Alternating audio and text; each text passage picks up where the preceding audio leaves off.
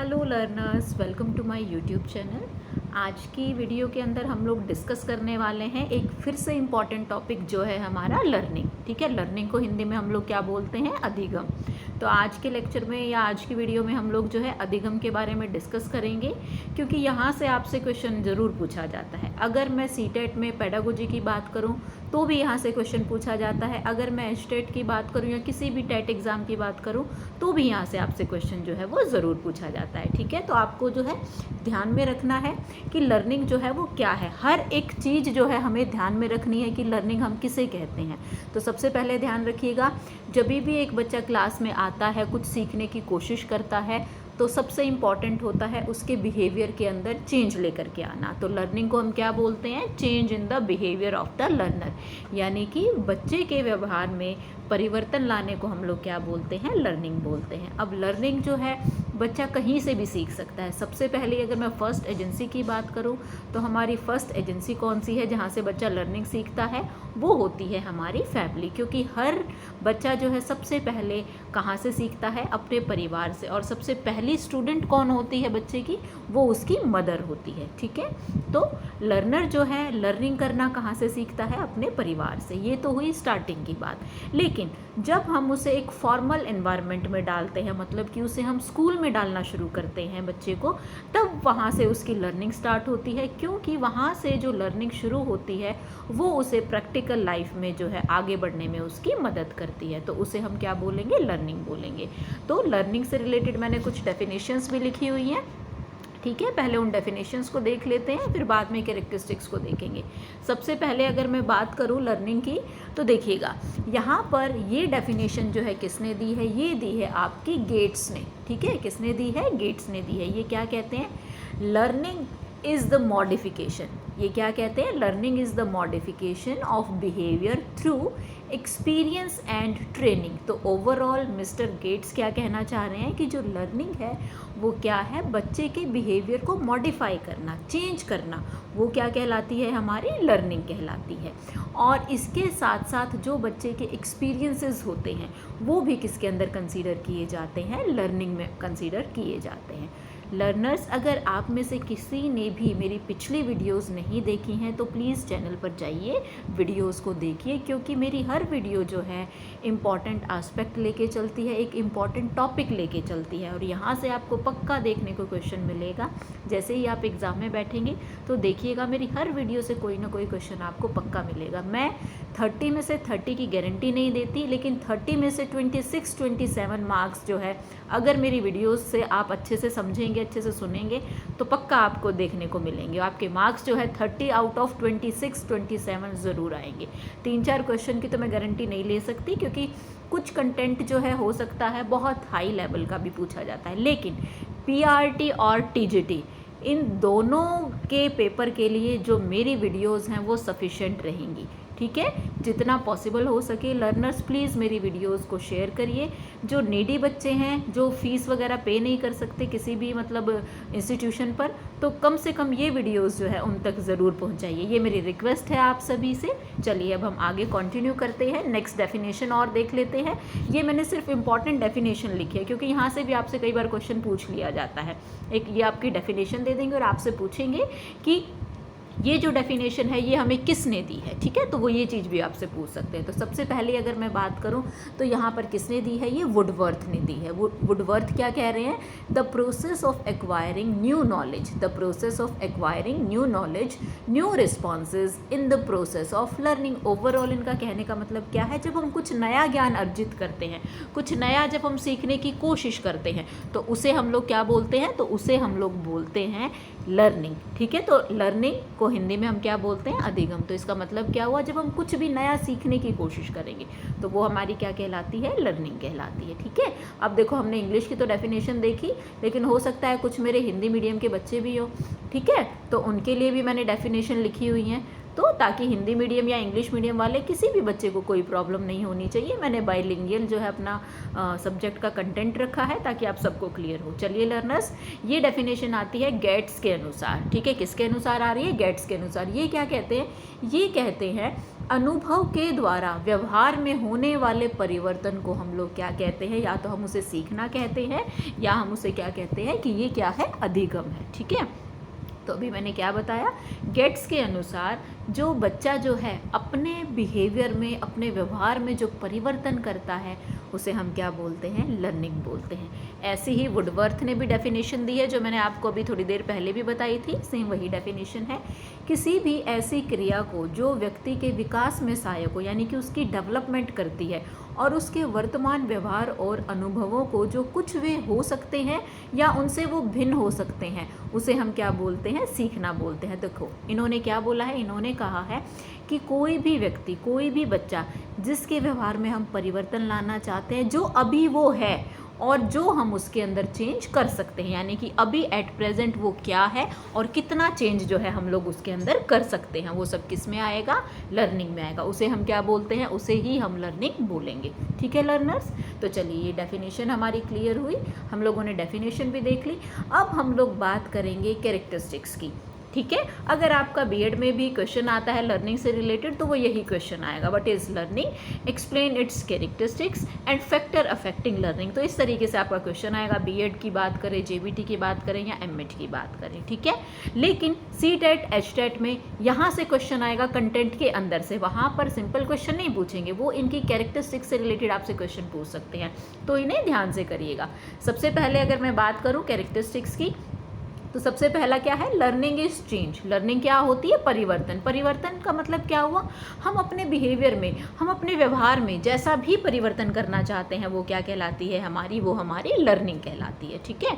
Second आता है learning is adjustment, यानी कि सीखना। सीखना जो क्या है कि कभी कभी कुछ चेंज हमें लेने पड़ते हैं अपनी लाइफ में और उन चीज़ों को हम लोग क्या बोलते हैं? एडजस्टमेंट। हो सकता है हमें ऐसी जगह जाकर के एजुकेशन लेनी पड़े जो हमारे सिटी से बाहर है, ठीक है, हमारी स्टेट से बाहर है, तो हमें वहाँ एडजस्ट करना पड़ेगा, तो इसे भी हम लोग क्या बोलते हैं? लर्निंग बोलते हैं। फिर आता है लर्निंग इज़ यूनिवर्सल। बिल्कुल ये सार्वभौमिक है, हर किसी को लर्निंग करनी पड़ती है और हर बच्चा जो है लाइफ लॉन्ग लर्निंग जो है वो करता ही रहता है। नेक्स्ट आता है लर्निंग इज़ एक्टिविटीनेस, यानी कि लर्निंग के अंदर कुछ ना कुछ एक्टिविटीज़ क्या होती हैं? इन्वॉल्व होती हैं। बिना एक्टिविटीज़ के हम लोग लर्निंग नहीं कर सकते, ठीक है। तो एक्टिविटीज़ क्या है? इसके अंदर इन्वॉल्व होती है। इसके बाद learning is both individual and social. बिल्कुल हर बच्चा लर्निंग सीखता है, इंडिविजुअली भी सीखता है और सोशली भी सीखते हैं। क्यों? क्योंकि हम सोसाइटी का पार्ट है, सोसाइटी के साथ हमें सर्वाइव करना है, हम सोसाइटी से अलग नहीं हो सकते, ओके।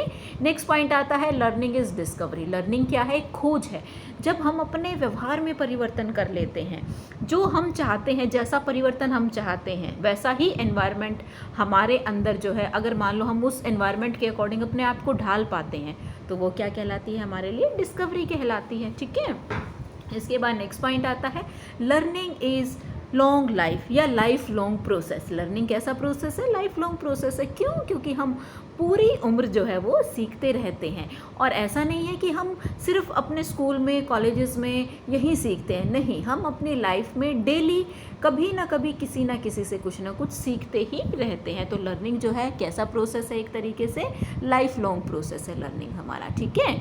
इसके बाद नेक्स्ट आता है learning is product of environment. बिल्कुल सही, जैसे वातावरण में रहेंगे, जैसे एनवायरनमेंट में हम लोग रहेंगे वैसा ही हम लोग सीखना शुरू कर देंगे। अगर आपके फ्रेंड्स बहुत पॉजिटिव नेचर के हैं तो हम लोगों की थॉट्स कैसी हो जाएंगी? पॉजिटिव हो जाएंगी। अगर आपके सराउंडिंग में नेगेटिव बंदे ज़्यादा रहते हैं तो हम लोगों की सोच भी वैसी ही होनी शुरू हो जाती है, ठीक है। तो इसीलिए बोला गया है कि लर्निंग जो है किस चीज़ का प्रोडक्ट है? वातावरण का प्रोडक्ट है, ठीक है। इसके बाद नेक्स्ट आते हैं learning is doing something new. बिल्कुल सही, लर्निंग का मतलब क्या हो? कुछ नया सीखना। वो नया नॉलेज हो सकता है, वो नई हैबिट हो सकती है। हम कुछ भी जो नया सीखते हैं वो किसके अंदर इंक्लूड होता है? हमारा लर्निंग के अंदर। इसके बाद नेक्स्ट पॉइंट आता है लर्निंग इज़ पर्पजिव। पर्पजिव का मतलब इसका कोई ना कोई एक एम होगा, बिना एम के हम कोई भी काम नहीं कर सकते। हम सबकी लाइफ में कोई ना कोई गोल है, जैसे आप सब मेरी वीडियोस देख रहे हैं, आपका मेन गोल क्या है? सीटेट अचीव करना। HTET अचीव करना, या कोई भी जिस भी स्टेट से आप मुझे देख रहे हैं अपनी स्टेट का टेट एग्ज़ाम जो है आपको निकालना है, उसको क्रैक करना है, ये तो आपका पर्पज़ हुआ।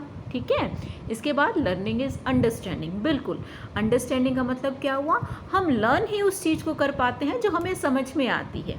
ठीक है, जिस चीज़ को हम अच्छे से समझ पाते हैं वही हमारी क्या कहलाती है, लर्निंग कहलाती है।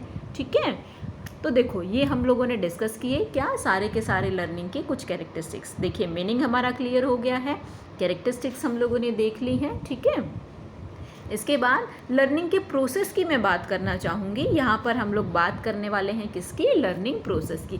हम कोई भी काम करते हैं, हमें जो है एक प्रोसेस के थ्रू जो है वो काम को कंप्लीट करना होता है।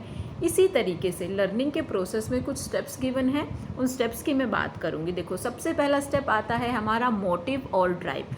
मोटिव और ड्राइव का मतलब क्या हुआ, वो चीज़ जो आपको मोटिवेट करती है उस काम को करने के लिए। अब आप मेरी वीडियोस देख रहे हैं, आपको इंटरनली क्या लग रहा है कि हम फ्री ऑफ कॉस्ट जो है कंटेंट देखें और अपना जो भी टेस्ट है आपका उसे क्लियर करें, चाहे आप HTET देने वाले हैं, CTET देने वाले हैं, या किसी भी और कॉम्पिटिटिव एग्ज़ाम की प्रिपरेशन कर रहे हैं जहाँ पर CDP का पोर्शन आता है। तो आपके माइंड में यही है कि किसी न किसी तरीके से हमारा जो है ये टेट या जो भी एग्ज़ाम आप क्रैक करना चाह रहे हैं वो आपका क्लियर हो जाए। ठीक है, तो ये हमारे लिए क्या है, मोटिव है।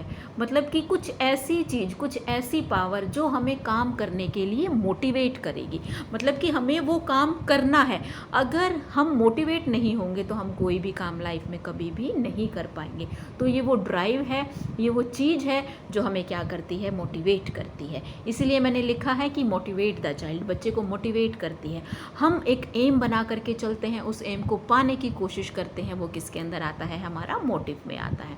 फिर ये डायनामिक इन नेचर है। क्यों डायनामिक है, क्यों गतिशील है, क्योंकि एक हमारा मोटिव कंप्लीट होता है, सेकंड जनरेट हो जाता है, सेकंड कंप्लीट, फिर थर्ड जनरेट हो जाता है। ठीक है, इस तरीके से ये सर्कल जो है हमारा चलता रहेगा। ओके लर्नर्स, चलिए नेक्स्ट देख लेते हैं। वरीड रिस्पॉन्सेज, डिफरेंट तरीके के रिस्पॉन्सेज हम करते हैं। हम ट्राई करने की कोशिश करते हैं कि हाँ ये मैंने कोचिंग ली है, या ये मैंने जो है फ्री ऑफ कॉस्ट जो है मेरी वीडियो से देखा और मेरे मार्क्स बहुत अच्छे आए, मैंने ट्राई किया, मैंने कोई बुक्स परचेज़ करी, मैंने कोई कोर्स परचेज़ किया। ये क्या है, हमारे रिस्पॉन्सेज हैं जो हम करते हैं अपने एम तक पहुंचने के लिए। ठीक है, इसे हम क्या बोलेंगे, बहुत सारे रिस्पॉन्सेज जो है लर्नर करता है। इसके साथ साथ जब हम कोई काम करना शुरू करते हैं तो ऐसा तो पॉसिबल ही नहीं है कि हमारे सामने कोई प्रॉब्लम ना आए, ऐसा तो हो ही नहीं सकता, क्योंकि रियल लाइफ में भी हम कोई भी काम करने की कोशिश करते हैं तो कुछ ना कुछ प्रॉब्लम तो आ ही जाती है। तो यहाँ पर डिफरेंट तरीके की प्रॉब्लम्स बच्चे के सामने आती हैं। अब अगर मुझे उस एम तक पहुँचना है, मुझे उस गोल तक पहुँचना है, तो मैं क्या कोशिश करूँगी, जितनी भी प्रॉब्लम्स मेरी लाइफ में आए मैं उन्हें क्या करूँगी, मैं उन्हें ख़त्म करती चलूँगी। ठीक है, कि मुझे वो प्रॉब्लम क्या करनी है, सॉल्व करनी है। ओके, इसके बाद लास्ट डेस्टिनेशन हमारा क्या है, हमारा गोल, जहाँ पर हम लोगों को क्या करना है, पहुँचना है, क्योंकि यही हमारा मेन अल्टीमेट टारगेट है, जिसे हम क्या बोलते हैं, गोल बोलते हैं। इसे अचीव करना ही हम लोगों की जो है सबसे इम्पॉर्टेंट जो है हम लोगों का काम है। क्यों, क्योंकि इतने सारे प्रोसेस हम किसके लिए कर रहे हैं, सिर्फ इस अचीवमेंट के लिए, यानी कि आपका HTET का सर्टिफिकेट आपके हाथों में आ जाता है यहाँ पर। ठीक है, देखो इसको एक बिल्कुल रियल एग्जाम्पल के साथ आपको बता रही हूँ। देखो जैसे मान लो आप जो है CTET, ठीक है, यहाँ पर देखो जैसे मैंने CTET लिख दिया, ठीक है, मैंने HTET लिख दिया, इवन कोई भी टेट एग्ज़ाम आप लोग क्वालिफाई करना चाहते हो, तो ये क्या है, ये वो मोटिव है जो आपको डायरेक्शन देगा कि मुझे ये क्लियर करना है। इसके लिए आप डिफरेंट रिस्पॉन्सेज करेंगे। कोई मेरी वीडियोस को देख रहा है, ठीक है, कोई क्या कर रहा है, मेरी वीडियो से नोट्स बना रहा है कि टाइम टू टाइम जब भी मेरा एग्ज़ाम आएगा तो मैं इजीली जो है इनको क्लियर कर लूँगा। फिर बच्चे के सामने कोई प्रॉब्लम आ जाती, हो सकता है मेरी वीडियो देख रहा है और डाटा नहीं है, ठीक है, फ्रेंड से डाटा मांगा है उसने, ठीक है, और फिर मेरी वीडियो को कंप्लीट किया है उसने, और लास्ट में अल्टीमेट गोल क्या है हमारा, ये सब अचीव करना, और हमें वो सब अचीव हो जाता है। तो ये क्या कहलाता है? Process of learning. ठीक है, तो देखिए हम लोगों ने ये प्रोसेस भी डिस्कस कर लिया। इस एग्जाम्पल के साथ आपको ईजिली क्लियर हो गया होगा। अगर डायग्राम की वे में आपको समझाने की मैं कोशिश करूँ तो इन्होंने क्या मेंशन किया है, देखिए हमारी लाइफ में कोई ना कोई मोटिव जो हमें मोटिवेट करता है या एक पुश करता है हमें उस काम को करने के लिए, फिर हम डिफरेंट तरीके के रिस्पॉन्सेज करते हैं। लेकिन जब हम रिस्पॉन्स करते हैं तो हमारे सामने कितनी तरीके की प्रॉब्लम्स आ जाती हैं, बैरियर्स आ जाती हैं। इन बैरियर्स को रिमूव करते हुए लास्ट में हम कहाँ पहुँच जाते हैं? हमारे गोल पर, हमारा डेस्टिनेशन जो हमें चाहिए था, और वो हमें मिल जाता है। ठीक है, तो ये हमारा प्रोसेस था। अब देखते हैं बिल्कुल छोटा सा लास्ट पॉइंट चैप्टर का। इसमें क्या मेंशन किया गया है? इसमें सिर्फ और सिर्फ 2 पॉइंट, फैक्टर अफेक्टिंग लर्निंग। भाई लर्निंग जो है इसे कौन कौन अफेक्ट करता है? सबसे इम्पॉर्टेंट हमारे लिए क्या होता है कि जो हमारी लर्निंग होती है, लर्निंग को एक हमारी हेरिडिटी और दूसरा हमारा एनवायरनमेंट, ये दोनों फैक्टर हमें क्या करते हैं? अफेक्ट करते हैं। चाहे मैं लर्निंग की बात करूं या मैं एनवायरनमेंट की बात करूं, ये दोनों ही हमारी लर्निंग को क्या करते हैं? अफेक्ट करते हैं। तो ओके लर्नर्स, आज के लेक्चर में हम लोगों ने ये डिस्कस किया कि लर्निंग क्या होती है। मेरी आगे आने वाली वीडियोस में मैं लर्निंग की थ्योरी से रिलेटेड डिस्कशन करूँगी। ठीक है, क्योंकि लर्निंग की बहुत सारी थ्योरीज हैं, trial and error theory, Skinner theory, operant conditioning, बहुत सारी थ्योरीज हम लोग डिस्कस करने वाले हैं। ठीक है, तो इन सब थ्योरीज में बताया गया है कि बच्चा लर्निंग जो है वो किस किस तरीके से कर सकता है। तो ये सारी की सारी चीज़ें हम लोग देखेंगे।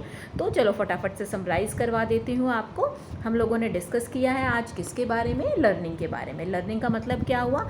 जब हम किसी के बिहेवियर में चेंज करने की कोशिश करते हैं उसे हम क्या बोलते हैं? लर्निंग। और लर्निंग परमानेंट भी हो सकती है और लर्निंग जो है फिक्स भी नहीं हो सकती, मतलब परमानेंट नहीं भी हो सकती। कभी कभी कुछ टाइम के लिए हम लोग लर्निंग को परमानेंट रख सकते हैं, कुछ टाइम के लिए हम इसे चेंज कर सकते हैं। ओवरऑल हम क्या बोलेंगे? Learning is changeable. लर्निंग क्या हो जाती है? चेंजेबल होती है। ठीक है, हम लोगों ने कुछ कैरेक्टरिस्टिक्स डिस्कस की।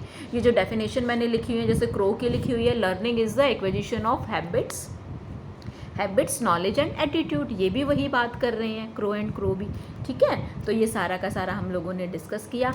इसके साथ साथ मैंने प्रोसेस के बारे में डिस्कस किया, ये आपके लिए भी बहुत इंपॉर्टेंट है। और लास्ट में हम लोगों ने डिस्कस किया वो फैक्टर्स जो किसको अफेक्ट करते हैं? हमारी लर्निंग को। ठीक है लर्नर्स, आज के लिए हम इतना ही डिस्कस करेंगे। आप सबसे रिक्वेस्ट है मेरी वीडियो को कंप्लीट देखिए, लाइक करिए, चैनल को सब्सक्राइब करिए, और जिस भी ज़रूरतमंद बच्चे तक ये वीडियोस नहीं पहुंच रही हैं तो ये आप सबकी रिस्पॉन्सिबिलिटी है, मेरी वीडियो को जो है थोड़ा सा शेयर करने की कोशिश करिए, ताकि जिस बच्चे को ज़रूरत है, जो पे नहीं कर सकता है, उस बच्चे तक मेरी वीडियोज़ आसानी से पहुँच पाए। Okay learners, bye bye, take care everyone. मिलते हैं अपनी नेक्स्ट वीडियो के अंदर। Okay learners, bye.